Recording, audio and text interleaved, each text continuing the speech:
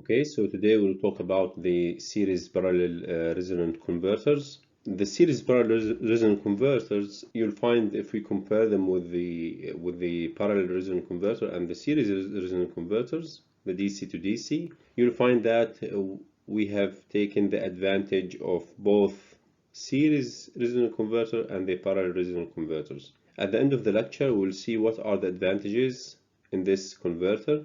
Here we have a series resonant tank, and also we have a capacitor which is in parallel with the rectifier circuit.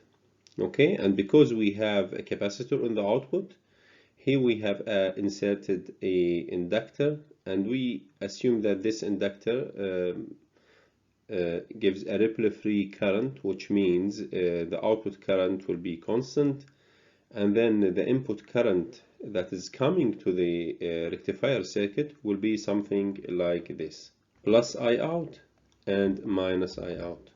Okay, so this is the case. Now if you look at the input side, you'll find that for the input, if switch 1 is conducting, then the output will be plus VDC over 2. If switch 2 is conducting, the output of the inverter circuit, it will be minus VDC over 2. If the current here, ILR, is positive, while the switch 1 is conducting, then the current will be flowing inside the switch, right?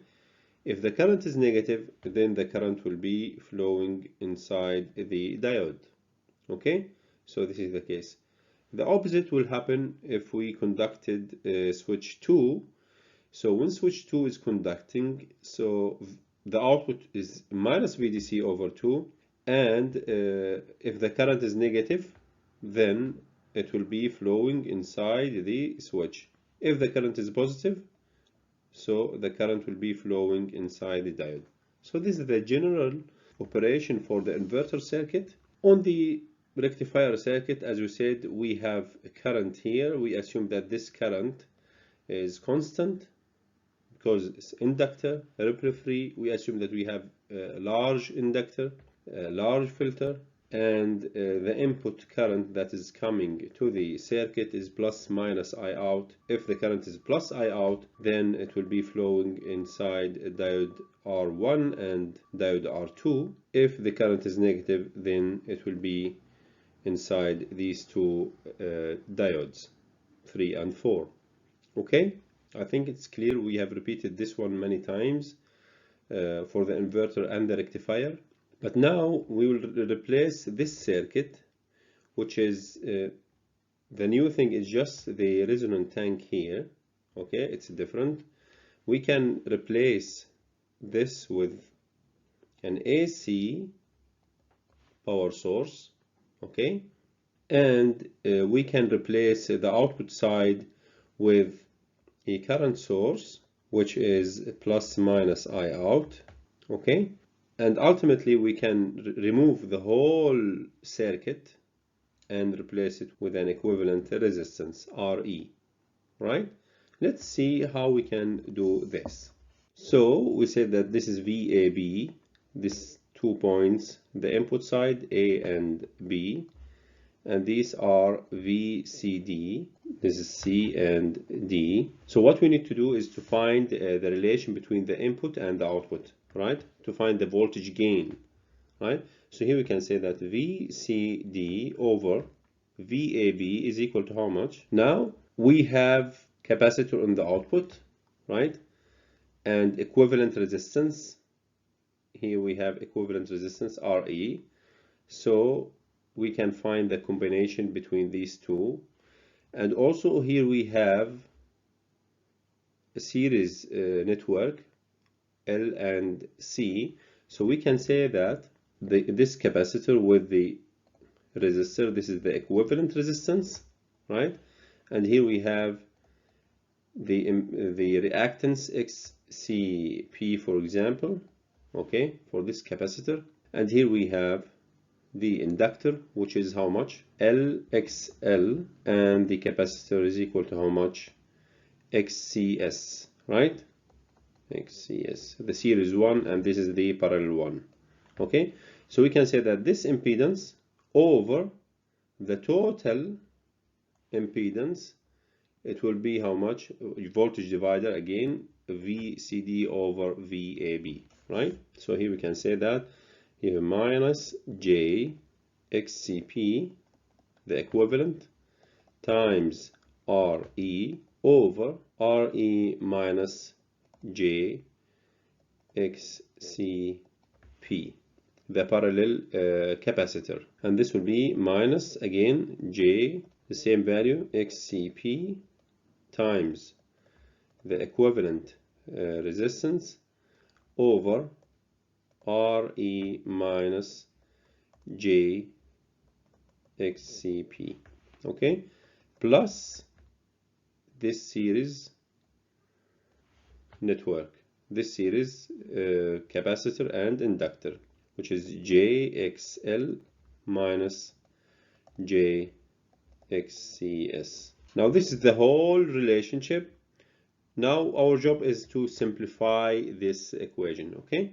So here let's define this one. XCS is equal to how much? 1 over omega S CS, right? And XCP is 1 over omega S CP, and XL is how much? Omega S times L. If we try to take the amplitude for the fundamental frequency, so we can say that VCD, the first harmonic, over VAB is equal to how much? The amplitude for this, after simplification, 1 plus XCS over XCP, right? Minus XL over XCP plus J XL over the equivalent resistance minus XCS over the equivalent resistance. Okay, this is the amplitude. We can take the amplitude for the equivalent for the fundamental frequency using this. Now what you need to do is just to make simplification and reach from this equation to this equation. Just you can multiply by this term, okay, and then collect imaginary part together and the real part together and get the similar equation. Also, we said that we have some relation for VAB and VCD, the input and the output, for the fundamental frequency and the square wave. We said how much is this relation? Which is 4 times V maximum over pi, right? So we can say that VAB is equal to how much? 4 times V maximum, which is Vs over 2, the input, okay, over pi, okay? We will use this one and substitute it here, okay, because we need to find a relation between the input and the output. And also we said that VCD, first harmonic, is equal to how much? Pi V out over 2.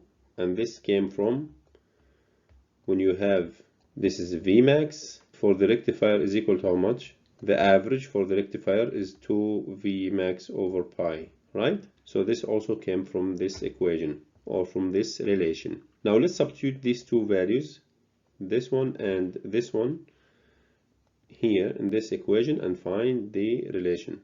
Now V out over Vs accordingly is equal to how much? 4 over pi squared times 1 over 1 plus Cp over Cs minus omega S squared times L times Cp all squared plus omega S times L over Re minus 1 over omega S times RECS. and this is squared. Now this is the relation between the output voltage and the input voltage. Okay, we'll make more simplification for this one, like by defining the quality factor, by defining the equivalent resistance and all these things. Okay, let's go for the equivalent resistance here. You'll find that the equivalent resistance is equal to how much?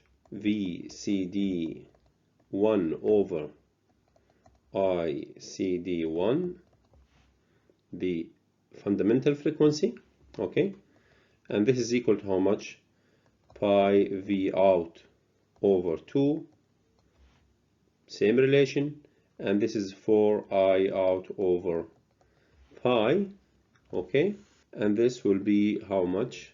Pi squared V out over 8 times I out. V out over I out, what is this value? This is the R load, right? Not the equivalent, the real value for the resistance on the output. Okay, so this will be how much? Pi squared over 8 times R load, right? So this is the equivalent resistance. If you remember last time, we have different values. It depends on the shape of the waveform on the output. I think this is the parallel resonant converter, and the series will be 8 over pi squared. Okay, because we have inductor, we have similar values. Okay, now let's consider that CP is equal to CS.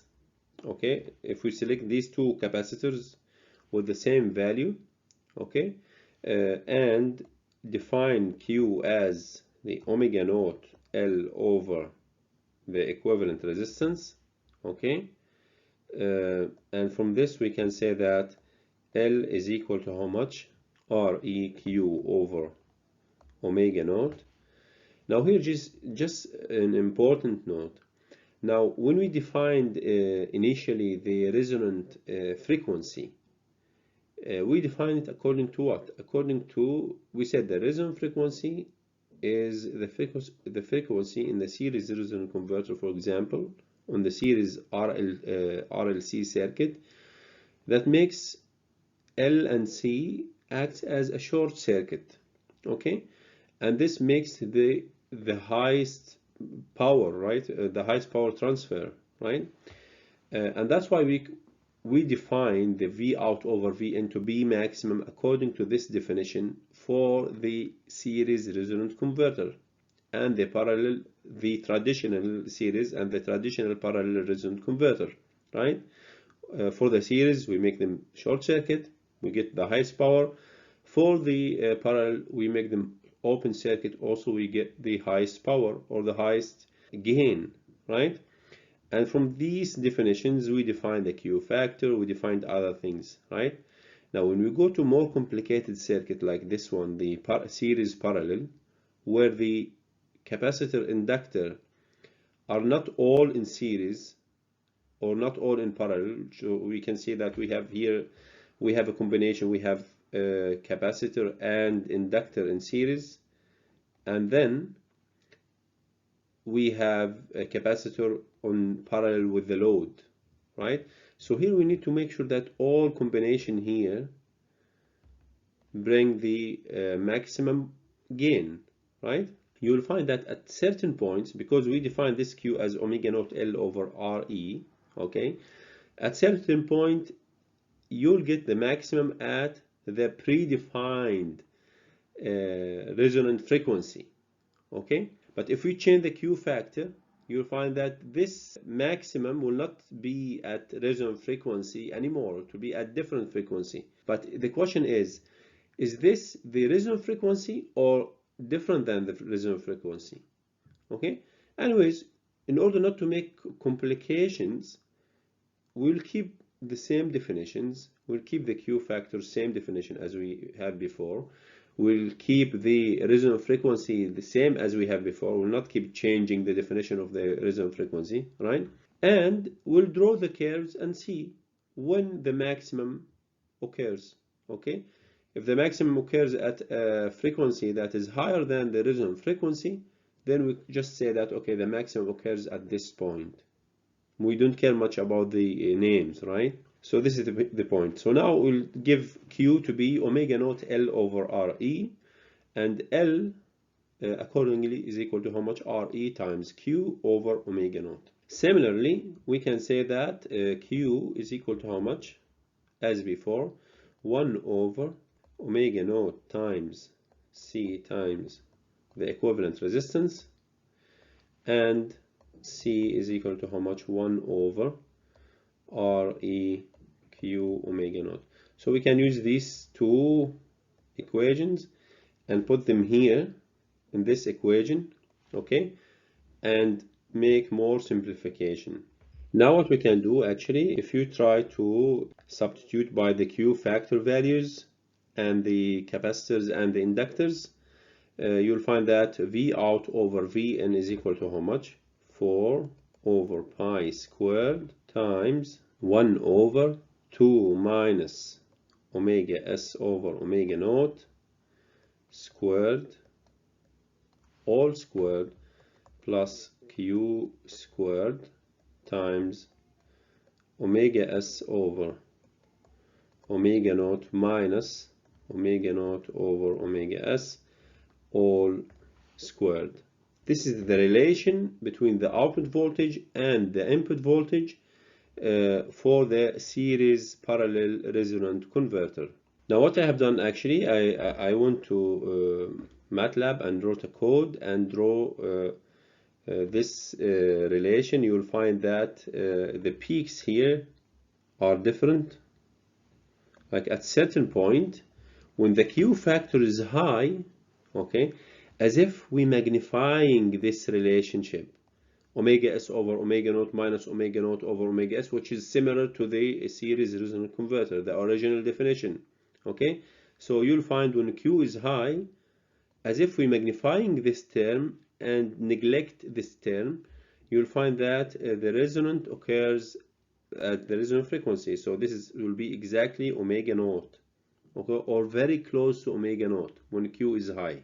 Okay, when Q factor is low, like smaller value, you'll find that this term and this term, like, they have some effect. Okay, so the switching frequency, resonant frequency, like, have effect on the predefined resonant frequency, right? So you'll find that the curve will be something like this.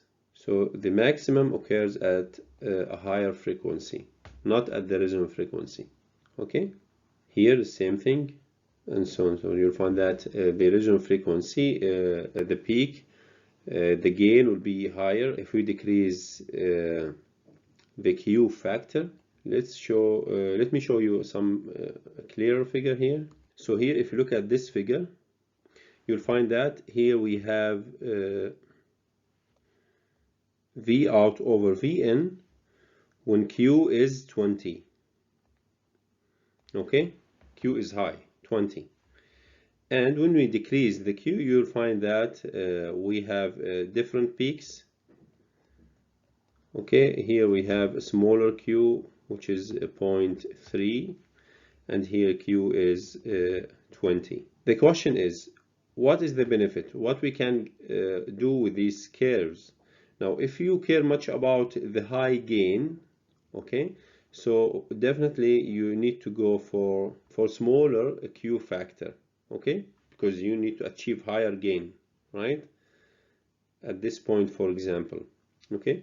But also higher gain here, you'll find that you have sudden change in the frequency, right? So you'll find that if you can control with the output voltage very fast. Just if you change the frequency, a small range of frequency, this will increase or decrease the gain very fast. Okay, so you have more flexibility in terms of changing the gain.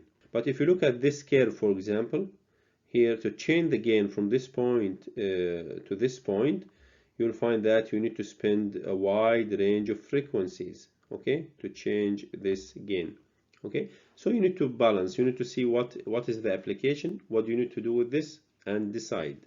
Now let's go and make comparison between the three converters the series resonant converters, the parallel resonant converters, and the series parallel resonant converters, and see what are the advantages and the disadvantages between each one of them. Okay, let's recall the Q factor first and the equations V out over V in. Okay, if you look at the Q factor for the series resonant converter, we said this is omega naught times L over the equivalent resistance. Okay, and for the parallel resonant converters, we said this is RE over omega naught times L, and for the series parallel resonant converter, today's one, is how much? Omega naught times L over RE. Now V for the series resonant converter, V out over V in is how much? 1 over 2. This is when the input is a half bridge, right? Over 1 plus Q squared times omega S over omega naught minus omega naught over omega S squared. Now, what is the problem in this series resonant converter? Let's say, for example, we have no load condition, okay, which means the resistance is infinity, okay, the output resistance is high, okay, or infinity. What happens to the value of the Q factor? This Q will be 0, right, because RE is infinity, right, and all this term will be how much? Will be 0. So V out over Vn is equal to how much? 1 over 2. You will not be able to change the value of the output by changing the frequency, because once you have no load conditions, you don't have access to the frequency. You cannot change the frequency, okay? And by changing the frequency, you will not be able to change the gain, the output voltage. So you have only fixed value at this moment, okay? So this is a problem with the series resonant converter, okay? Now let's have a look at the output voltage over the input voltage for the parallel resonant converter. We said that V out over V in is equal to how much in this case? 4 over pi squared over 1 minus omega S over omega naught squared, and all this squared, plus 1 over Q squared omega S over omega naught S squared. Now, if you look at this parallel resonant converter, when we have no load condition, the resistance is infinity and Q is infinity as well, okay? This will make this term 0, but we still have access to the frequency. So the problem is solved in this case. So this is a very good point in the parallel resonant converter, but the drawback here of this converter is the high circulating current, and it's relatively independent of the load. There is no relation between the load and the high circulating current, okay? If we have high load, no problems, but the problem is if we have light load and high conduction losses, here we have low efficiency, okay? So this is the problem. The circulating current causes conduction losses, right? This conduction loss is not related to the load, okay? So we will get the same induction losses if we have high load or light load, okay? There's no difference. Okay, if we have high load, so the efficiency will be okay, no problems, because we have conduction losses at this point.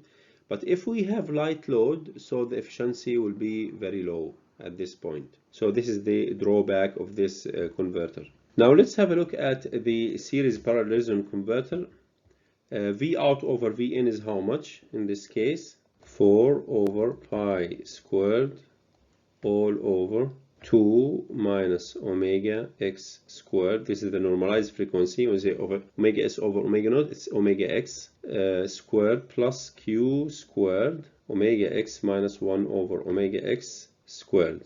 Now, if you look at the equation here, you'll find that if you have no load condition, which means the R is infinity, so Q is 0, so this term is 0. But we still have access to the frequency, so we can change the output voltage. Okay, we already solved the problem of this converter by adding a series capacitor to the circuit. This will reduce the circulating current. We also overcome the problem here, which is what?